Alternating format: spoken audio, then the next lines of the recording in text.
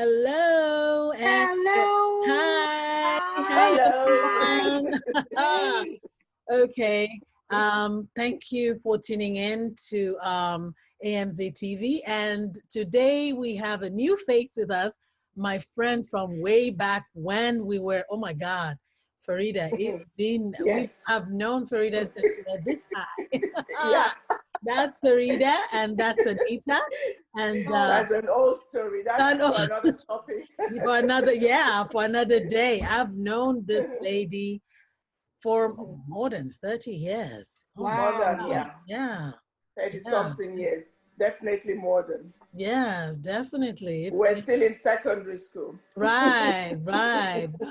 Oh my God, look at that. It's such a blessing to be able to make friends, back in the days and then still I say Stay that it's a blessing together. to keep friends. Yes, it's a Yeah. blessing to keep friends. So you guys are looking lovely Oh, but today. so nice to meet you, Farida. So Same nice here. to meet Same you. here. Nice meeting you. I'm sure we can be friends from here too. Oh, wait, don't worry. If I met her, we'll have to struggle you. I have to find time. You No. know what? It's okay. I have a big heart. I'm gonna be sharing. It's okay. It's all right. We're all sisters. Yeah. Um, Today, we're gonna touch on some subjects that are well, one in particular that's really something we've been, my friends and I have been wanting to talk about. And this is mental health, especially against the backdrop of, the COVID lockdown, COVID-19 lockdown. A lot of people that had underlying problems, mental health Yeah. issues, it came to the fore. Some that didn't even know got diagnosed newly. And I was talking to a friend of mine, a psychiatrist, and he said, oh, we should expect even more to come out Yeah. from this because it usually happens after a crisis. So, Mm. ladies, I'm just going to throw it on the floor. There are so many. Why is mental health not talked about? What is the what is the problem? Why don't people come out to talk about mental? Let me ask Farida. I think people do come out and talk about it, but in our culture, I think Africans or Black people, I think they are the ones that really, really don't talk about mental health. That's what I think anyway. Me inclusive, because I never used to talk to people, even my family. I'm scared to talk to them about it because first of all, they don't understand. To me, they don't understand. They don't get what I'm talking about. They think I'm happy. I've got everything going. Thank God for me. So why should I feel that way, the way I feel anyway? Because mine is anxiety attack. I'm a very anxious person. I overthink everything. Anything you say to me, anything I think about, I overthink it. And my own mental hate, I'm scared, it's fear of death. That is mine. That is where mine stems from. And that it's like, it started way back from back home in Nigeria when I was still living in Nigeria. I've been in London for over 30 something years. So it was when I was really, really young, which you remember, I'm sure. I did speak I to you a remember little you bit about it, yeah. but then we didn't have a name for it then. We didn't have a name. We're gonna come to that because that's something, because you're personalizing it, but I just want to quickly give Anita, a chance to answer that question. Why do you think people don't come forward? Why don't people share?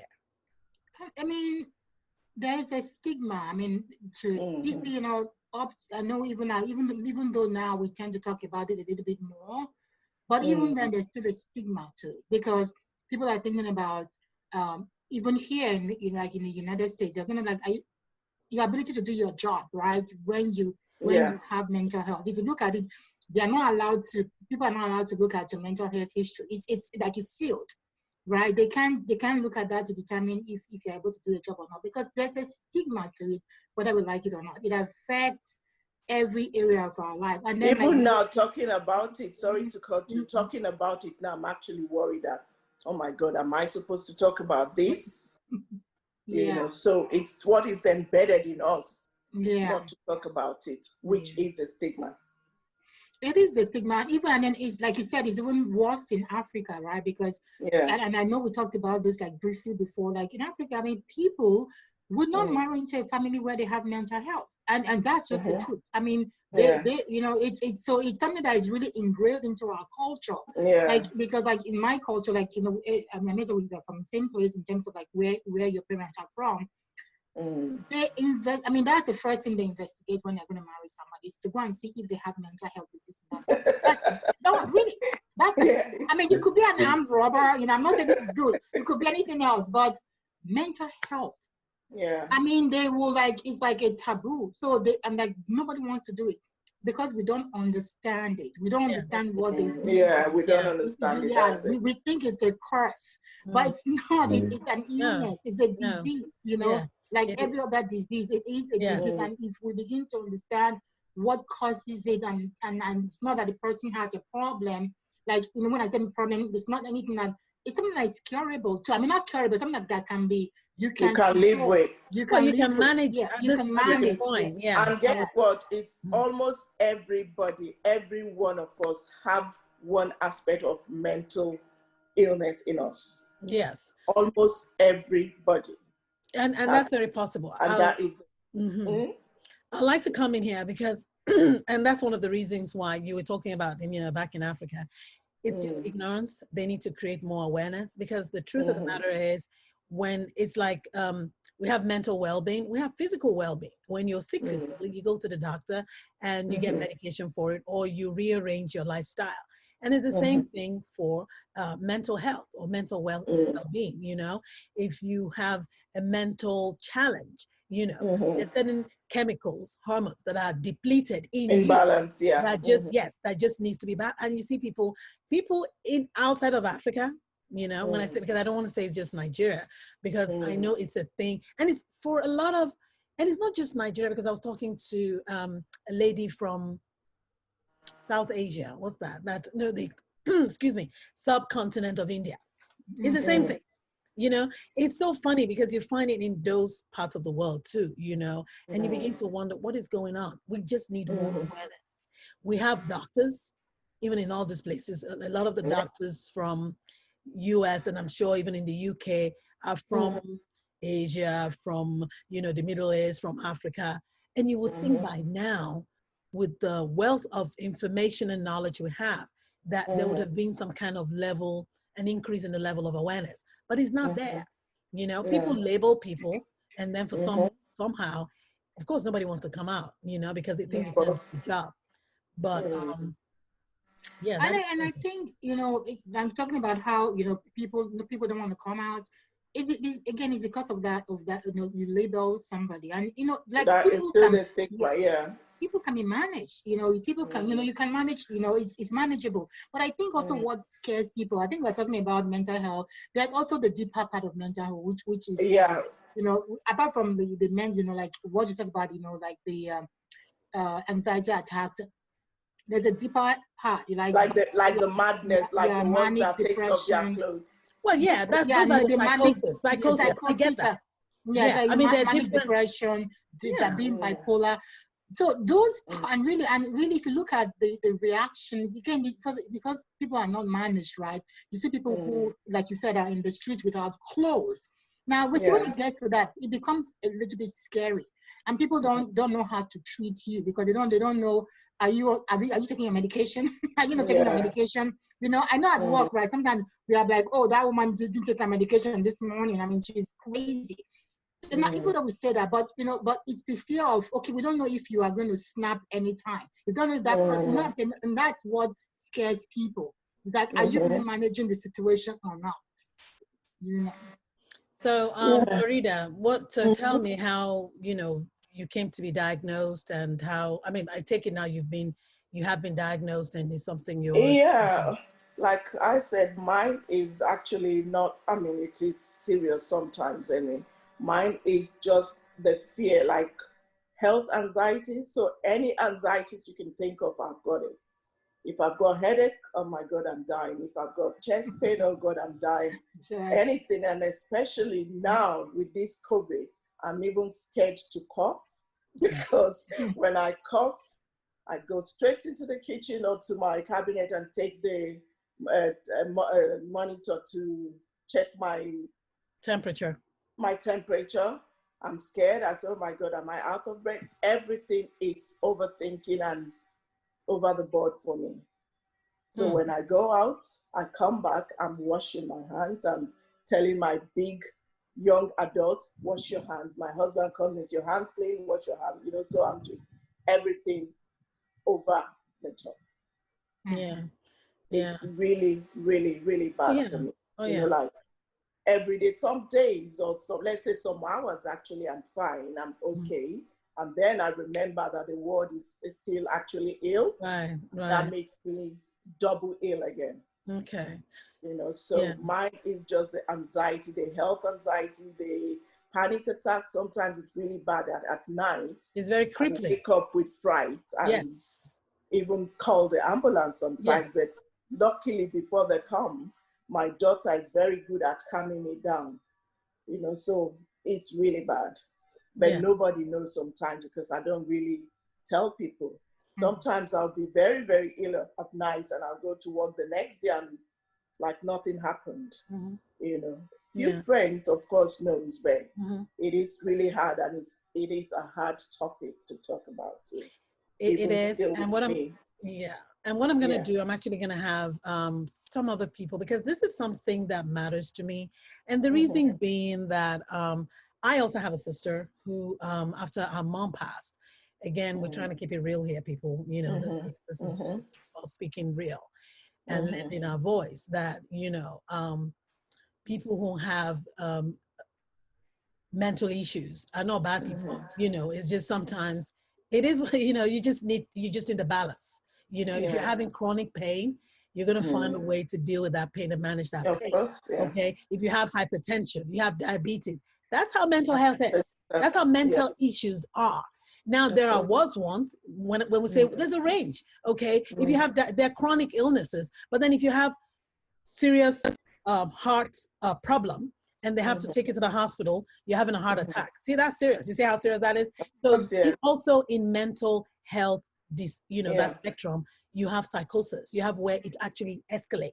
Okay. And I'm lending my voice to this because of, you know, my background in the healthcare field, but I'm actually going to have a friend of mine, maybe one or two, come in. So I think we're going to probably do this again next week, or when they're able to get off, so we can, you know, so they can actually tell us what is happening. Because I think people need to talk about it.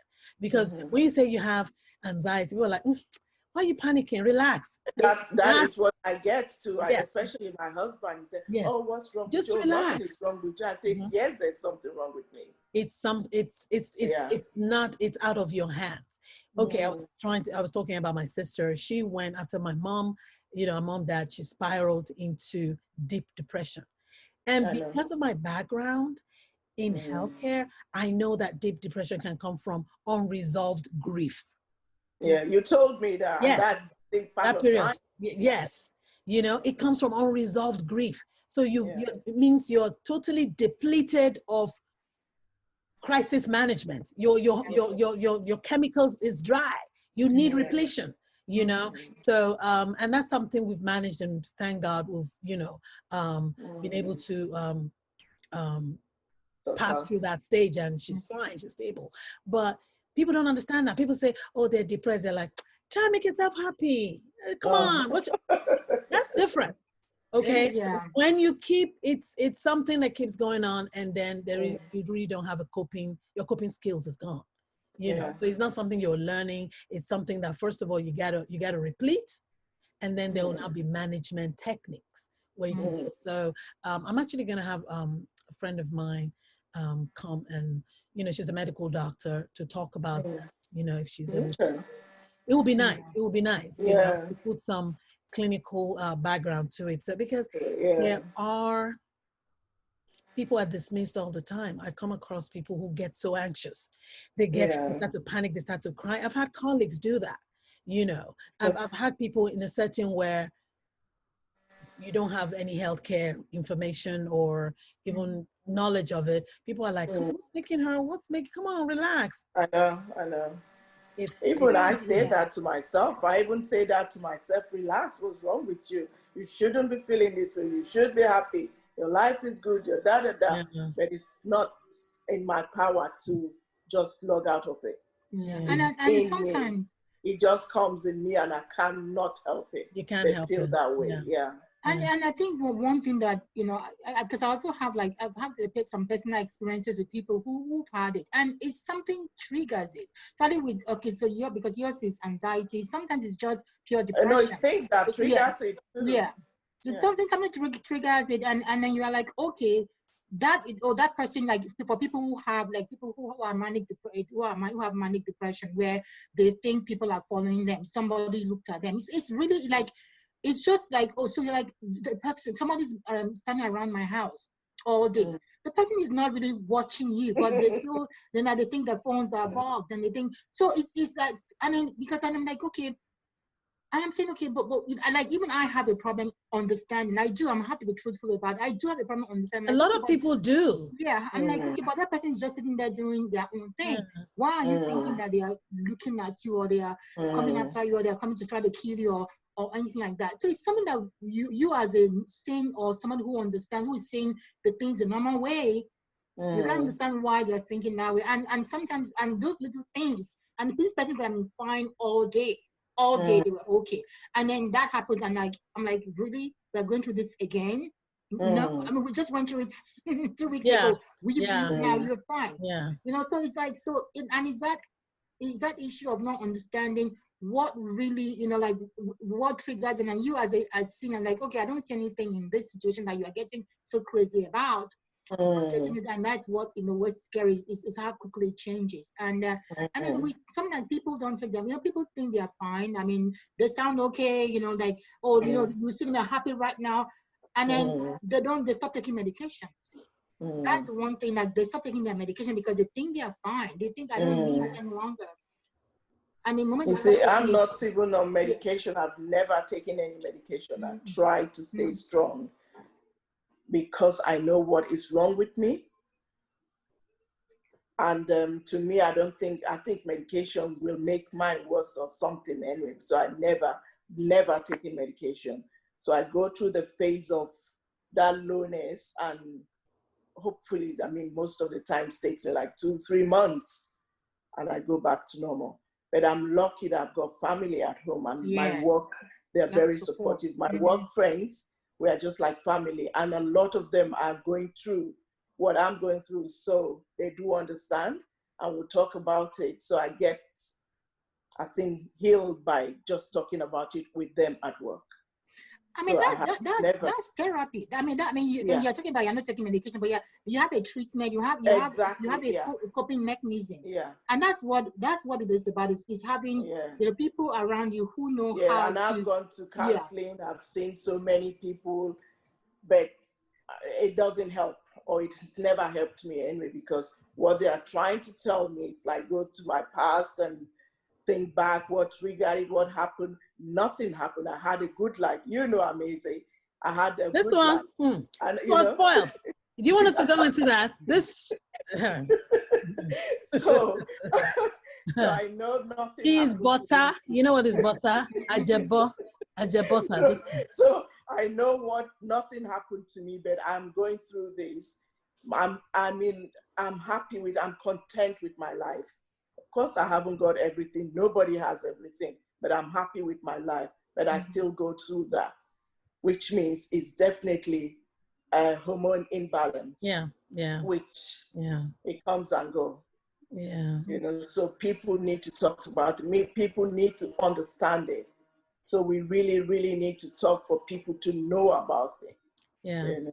Awareness has to be created. Definitely, awareness has to be created. One good thing that I'm so happy about now, and as women, which we didn't talk about back in the days, not only in Africa or in India or wherever, even here in the United States, it's starting to change. It's postpartum depression.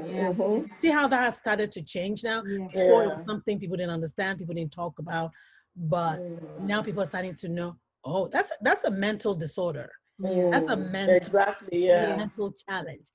Just recently, a friend, I would say one of my students, was actually going through, she shared hers. You know, she has one child, and she's like, who's just a year old. She's like, she will never, ever, if she had known pregnancy would do this, she will never get pregnant again. To her, she loves her child, but it's the worst experience of her life. So I asked her why. She's like, she had postpartum depression. They literally had to take the kid from her. This went almost 6 months. So you can imagine, so she's afraid. She's like, she never wants to go through that again. That it was so bad. There were bad thoughts. There was hatred. There was, you know, so, and I know she's also now dealing with guilt, but it's getting better. It's, you know, she's gone through, so she's afraid that the next pregnancy, she might go through that. Go that way, you know, and that she doesn't, she hates, she loves, she's bonding very well with her son. They're great. She has pictures of him. She's like, I can love, and when she was talking, she started to cry. You know, I'm like, that's fine. You went through the tunnel, but you've come to the light. It's like, people don't understand, but it's real. And that the only saving grace for her is that people, it was her, I think it was an auntie or someone who picked it up immediately. That knew that is what she has. Immediately, she said they started to monitor her, and eventually they took the child away. You know, she did know. You know, because I did spend, I spent some time in Japan, and the Japanese people are known to, like, especially the postpartum depression, it is really high in that population. So, because because I mean, literally, they like you said, they will have to maybe take the kids away from the mom. And again, like, it's like, you know, I can just watching like old movies and things, you know, like, you know, I like to watch, you know, Victorian movies. Now you see those things happen, and people didn't understand what those women were going through. You know, they lock them up. You know, you make them seem like they're insane. They take their children they're unfit mothers. You know, like, it was a stigma. So, but I'm happy that, you know, like, I think it's starting to open up. Yeah, it's changing. We're opening up. We're understanding it better. Yes. And we're beginning to treat that and recognize it and not hide it, you know, and to ask for help when we need. I think hiding it makes it worse, isn't it? Because then you think you are on your own, you are all alone. But talking about it, you know that almost everybody has one form of mental issue. It is there, you know. No, but it's true. You have a point. There are people who, you know, people talk about, stage fright. That's actually one of them. You know, exactly. People think, you know, to have little butterflies is okay, you know, and it's a good threat. But there's people who get, they freeze. You know, you know, there are a lot of things people don't know that we kind of write up. But I'm grateful that it's starting to change. It has to change. You know, before insurance, health insurance wasn't covering it. But I think it's starting to. It's starting to now, because celebrities are starting to lend their face and their voice to some of these things, you know. Bipolar was seen as, oh my God, you know. When you have celebrities coming up and say, hey, look, I've got this. I've got it, it's with this medication. You see what I'm saying? And that helps, because that works, like you said, because the fact that these people, you are seeing them as successful people, you know that they are, you know, they're doing, they're rich, they're doing their job, in their careers. And you're seeing them talking about the thing that you are so scared of. You're going to be like, okay, maybe it's not as scary. This person is able to say their story. Maybe mine is acceptable. So I think that helps. Always having, like, you know, like you said, you know, movie stars and people who in the industry, you know, that come and, you know, talk about their experiences, and that's helping. That's definitely helping. Like The Rock came out not too long ago. The Rock. Oh, really? The Rock? I didn't. Because he has depression. Men, you see, that's the thing. Men don't come out. Men don't talk about that. My love and respect for him just went up. It's like he suffers depression. Well, everyone's wondering, you've got this money, you've got this body, you've got this, what are you talking about? You got this look. That's what I'm saying. That's not what it is. Just the feelings that comes, isn't it? Whatever you have doesn't stop you from getting that. Yeah. Honestly. It's a disease, like you said. It's a disease. It's something is wrong. There's a chemical imbalance. It's not your fault. It's not something you did. It's not something somebody caused you with. You know, like, it's not like it's not something that, you know, is a generational cause or something, you know, like. So people need to, if we can get past that you know, that thing where we think that, oh wow, this person has, you know, like, and I think maybe what we have not really mentioned is that if we look at it, people think this is evil, right? Yeah. Because that's what you're told, you know. Yeah, but I think, people think it's evil, and people think it's demonic. You know, it's a demonic spirit, and they want to try to cast it out. And you know, and so that but that's what they try to do. So Oh my So when God. you look at it that way, and people are thinking the demonic spirit that is bothering you, and then then they're not understanding that it's not I mean, okay, some of them can be. I mean, let's be factual, they are demonic spirits, but then it's not. That's not always the case, It could just be like you said, it's a purely mental imbalance. We need to begin to understand it and begin to just accept it, because like you said, it can happen to anybody. It's not your fault. It's not anything you did wrong. It's the way your body reacted. It's the way your body depletes its chemicals. You probably use more, so it's just something that it could happen to anybody. So, and if we know that it can be managed, and that people are living normally, and people are living, are being able to function without any problem, be successful, and like the movie stars and people who are, who are rich. I'm very sure if you look at it, there are a lot of politicians who have this serious depression. A lot of people, Yeah. honestly, a lot of people. And they're still able to function. So it's just like you said, we need to the awareness. We need to bring awareness to An it. awareness, We need to talk about because it. when I'm going through my own phase, if I don't tell you, you would never ever know that I'm suffering. Yeah. So you can manage it, but talking about it, I think, has really, really helped me. Right. Really, really helped me. Right. Now I can even talk to them at home.